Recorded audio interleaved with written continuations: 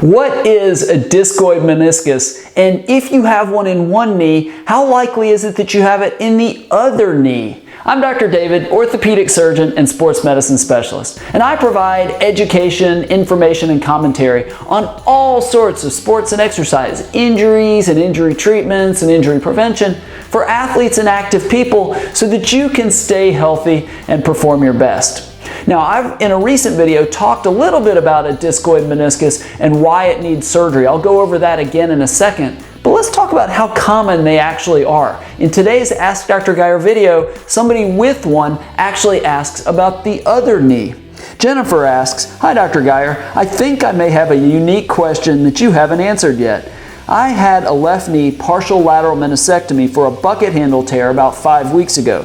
My meniscus was apparently discoid instead of the normal C shape. So my understanding is that even with partial meniscus removal, I have a fair amount of lateral meniscus remaining. What are the odds that my right knee meniscus is also discoid? My orthopedic surgeon indicated that discoid menisci are more prone to tears than normal menisci."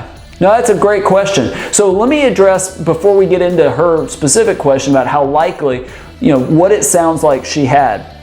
So the meniscus is normally shaped like the letter C, but for some reason, a small percentage of the population, the meniscus, it starts as a block, like a half moon or a half circle, but then in most people, it gradually resorbs until it gets to the shape of the letter C. But in a small percentage of the people, that doesn't happen, so it's still like a half circle.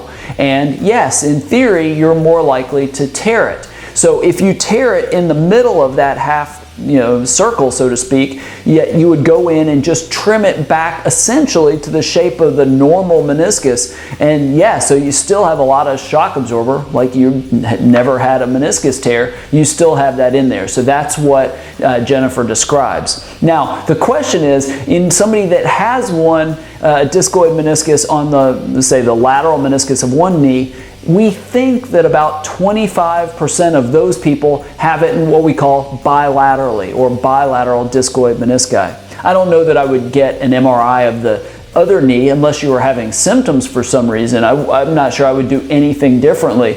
You might get x-rays when you get the x-rays of the one knee on the same cassette, get x-rays of the other side. Maybe you see a widened joint line, things like that. But I don't know that, for somebody, even if we knew you had a discoid meniscus, if it's not torn, you're not having symptoms from it, I wouldn't necessarily talk about going in surgically and doing something about it. So it's an interesting thing to know, especially if you've had a discoid meniscus and had surgery for it, but it doesn't necessarily change what you do. Very, very good question. Now, have you had a meniscus tear, especially a discoid meniscus? And did you have surgery for it? And how did that surgery go? I'd love to hear your experience. So below this video, tell us about your discoid meniscus. Tell us about surgery if you had surgery, because again, I'd love to read it, but I know people all over the world who watch these videos that are dealing with the same problem would love to watch it as well. If you know maybe a friend of yours or somebody in your family dealing with a meniscus tear, please share this video with them,